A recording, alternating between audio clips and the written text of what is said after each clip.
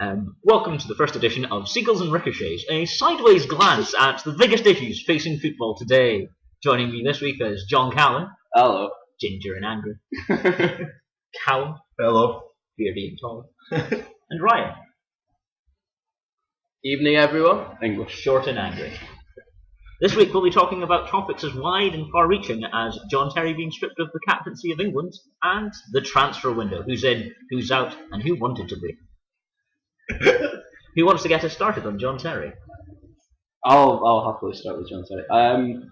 He is essentially the first and second person to be stripped of the England captaincy, which is quite incredible. It's a bit weird though that he's been stripped of the captaincy with a court case pending, rather than because it kind of makes a bit of a mockery of the whole sort of innocent until guilty thing. But then he is an outright shit, so it's kind of. Is it that, or has he been stripped because he is a massive twat? Bit of both. Is that libelous? I'm not sure. Well, look at the events in his life. When he was a youth team player at Chelsea, he got drunk in an airport on September the 11th and started taunting Americans. Is that right? That was with Frank Lampard. Really? Well, That happened? I'm sure That happened. Yeah, and Jody Jody Morris. Morris. Jody Morris is the other one. Yeah, his career has gone from strength to strength. Him and Jody Morris. St Johnston midfielder. We're horrible on Scotland things. already. I like that. Had an affair with his former teammates and friend, and he made Wayne Bridge sad. Oh, Wayne Bridge. He ran over a steward, laughing, That did cackling. happen. Yeah, and he pissed in a pint glass. Oh, and he racially abused another footballer. Yeah, well, allegedly. That's court case Allegedly. pending. Court case pending. Allegedly. Also, his dad was a drug dealer, and he also went to Allegedly. Tesco. No, definitely is. Went to Tesco with his mum and robbed Allegedly. £800 worth of goods. Really? And Tesco What's is wrong with that? England's main sponsor, so that's quite awkward. Oh. Well, Do you know He's the stealing from the England national football team. do you know the story about his brother as well, Paul Terry? Who Oh, he's a was- Yeovil town footballer. Yeah, who cheated with.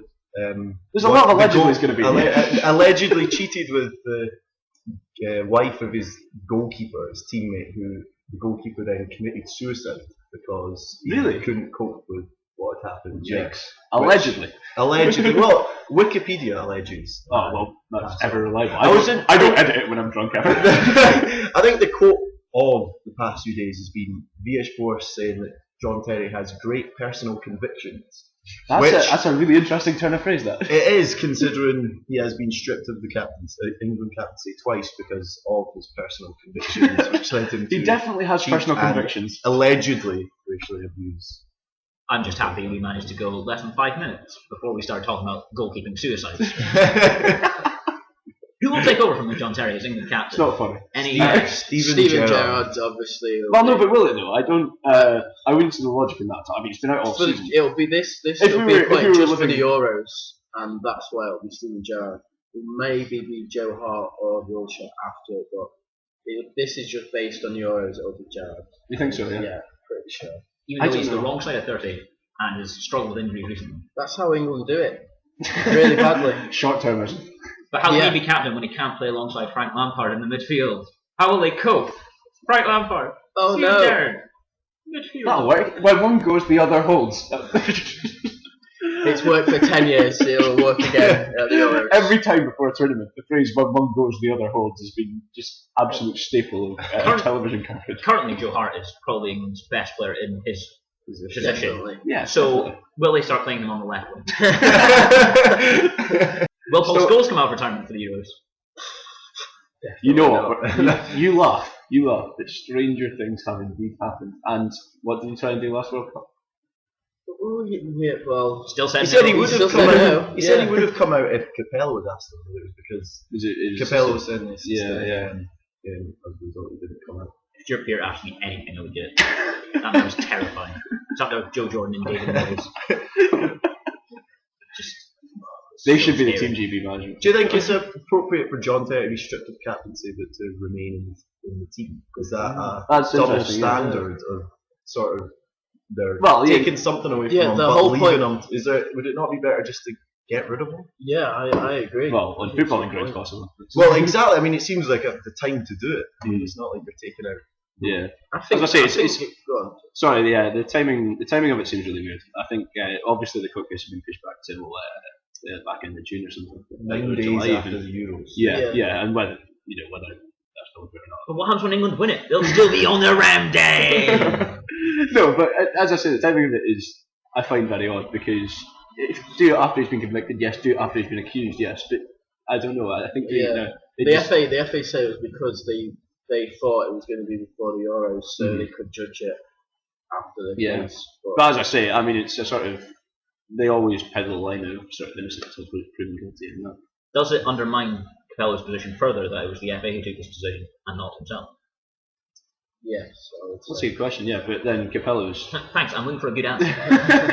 But then Capello's been basically undermined by the fact that everyone's been talking about his replacement for at least 2 years now. So. He's a terrible manager. Brian Wilner hates him. Oh, he's an awful manager, isn't he? Awful manager. Qualified for both tournaments he's entered. Yeah. With the best record of any England manager. And he's got a pretty good track record before England. I don't know much, but well, European Cup winner with AC Milan. Yeah, just the odd, winning the league with Roma. Winning the league with Real Madrid, which as we know is when they were so far behind Barcelona at Christmas when they won it, that they went on some like 16 match win streak or something. Harry Redknapp will sort them out. You'll get them going. Well, you can still be an MP if you're in prison for over a year. And so, can you be the England manager? But you can't be an MP apparently if you put your life's points on licence or something. No, you can't be a minister. That's the one. Different. Oh, similar. I don't know. I just read the headline. I didn't know the story. Well, found guilty of perverting the course of justice. Well, that's a thing. But he's not a footballer. Allegedly. I'm not John Terry. We've already mentioned Harry Redknapp, so we should probably move on to him at this juncture. Harry Redknapp. What, court case pending? I think this is dangerous ground already.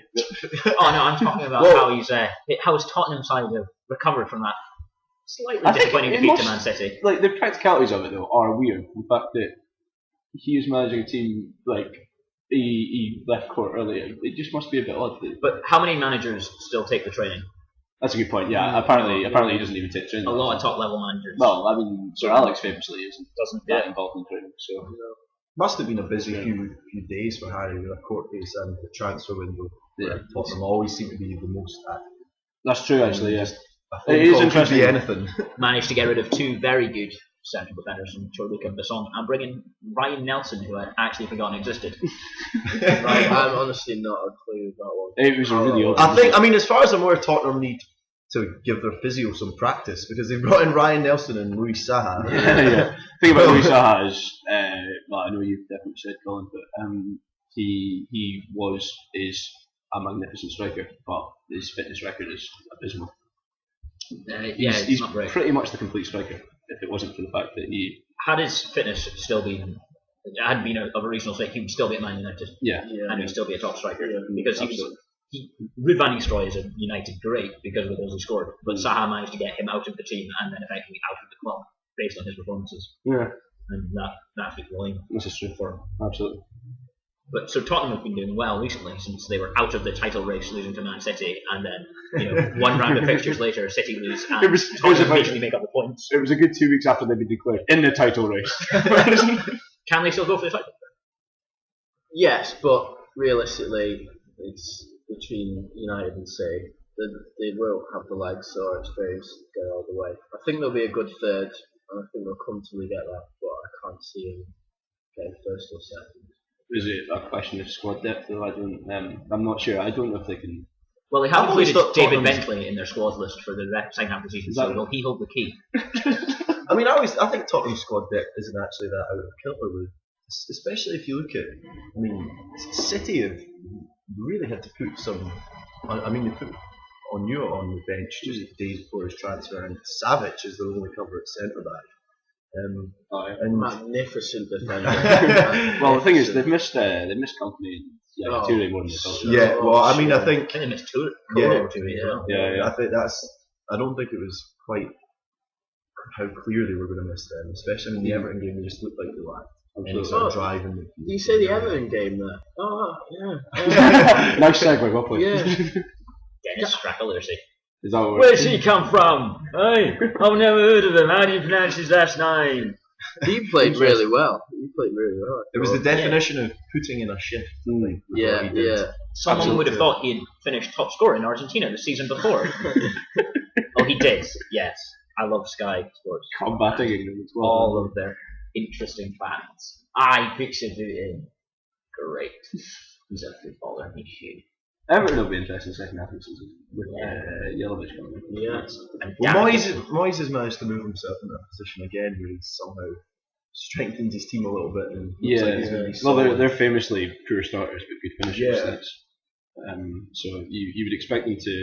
I don't know if you get seventh, but probably won't be far enough. and yet his eyes continue to bulge. Do you worry about his facial features from an optometrist point of view, John? I worry that he won't get a good job because I think he deserves a crack at a team that's actually got some sort of spending power. Well, His eyes. you say that, but is he like Mark Hughes in as much as when he has a lot of money, he may struggle because That's a good question. his big signings have been Fellaini, who has been very good and would have been even better had it not been for some injury problems, and Dinar Dino, who was just awful. He's existed. Pretty much. Although he did sign Darren Gibson. What a spectacular player. Aye. I've never enjoyed him at United, but now I absolutely love him at Everton. It's important to point out at this point that the Mancunian man in the corner of the room is a Manchester United fan. Allegedly. We found the Court only case one. pending. Me and Harry are going on Monday It's a again. terrible sentence. Well, speaking, perhaps David Moyes. If he doesn't, maybe he doesn't have to spend money if Redknapp becomes England manager and Moyes moves into Tottenham. How much more Tottenham do they need? They just need to keep on the players. Yeah, that's true. Spend. Yeah. Maybe they The could maybe model's use kind of there. another striker.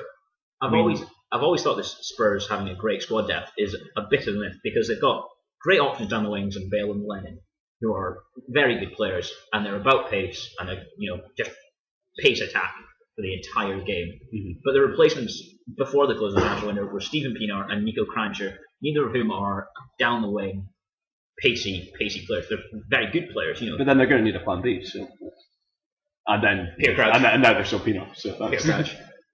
Plan B. His middle name is Plan B. Plan B. Maybe they should sign a recording artist. No, I'm not high-fiving. Plan B. Yeah, Because he's move on quickly. I just Plan B. go back to Everton slightly. What do we all expect for Yelovich? What do we all expect I to honestly do? think he'll do well. He obviously won't score as many goals as he does in Scotland, but that's because he's playing against actual people rather than just joiners. he did lose form towards the back end of his Rangers career. Whether that He did, yeah. he still was scoring. He still scored. The thing about Yelovich is, I remember talking about it sort of 10 years ago. There were a lot of players in the Scottish Premier League because there was a lot of money being spent, but there were a lot of players who were of a very good standard. And to be honest, I think Yelovich was pretty much the only one left in Scotland who was a properly classy footballer because he is. He's technically very Yeah, good. exactly. So, yeah. That's His the poor thing. form in the latter half of this season could maybe be down to the fact that David Healy is contagiously shit. And the fact that he is Rangers' only fit striker for the rest of the season. Well, it does end their title push now. Thanks for moving on very fluently to Rangers. I think Yelovich Let's though see, struggled as well with the amount of litter that was on the pitch. It increased every week, and it used to just go in like a little cyclone around the This pitch is Ibrox like we're that. talking about. That's normal. Though. Oh, okay. Yeah. Really just It's like noticed it. Seagulls of photography. £5.5 million transfer fee that will have Rangers laughing all the way to the bank and then crying as they come back from the bank.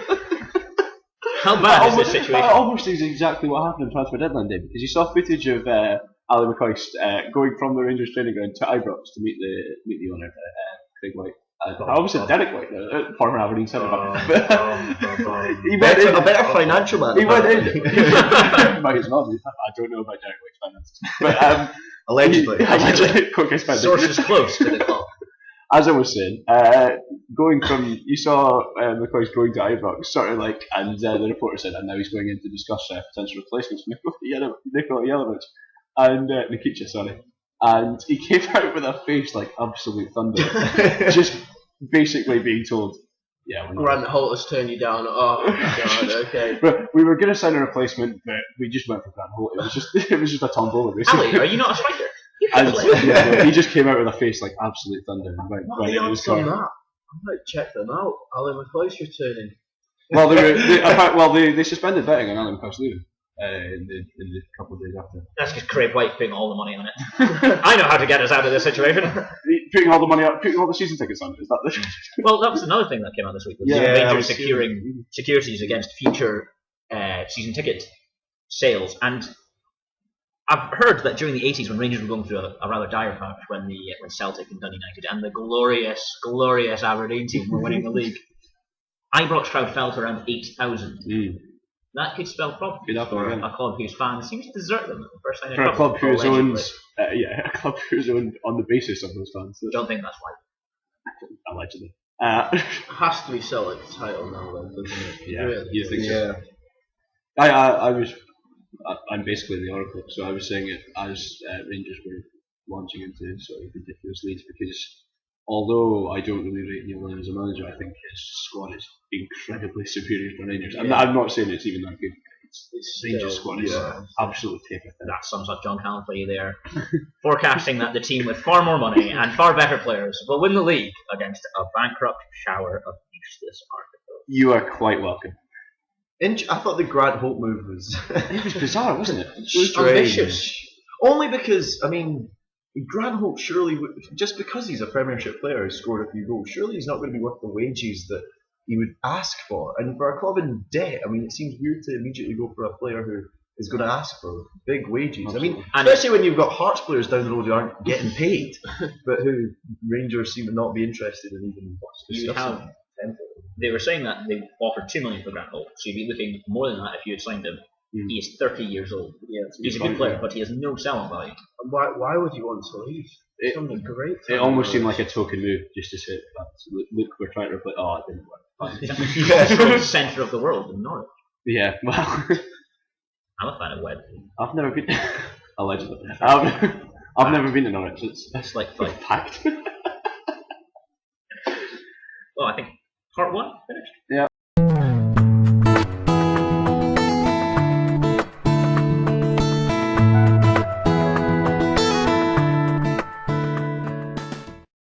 Hi, I'm Scott Carson and I'm here in Turkey. I'm a big fan of Ricochet and Seagulls. It's the best podcast out there. Please let me come home. I'm so tired.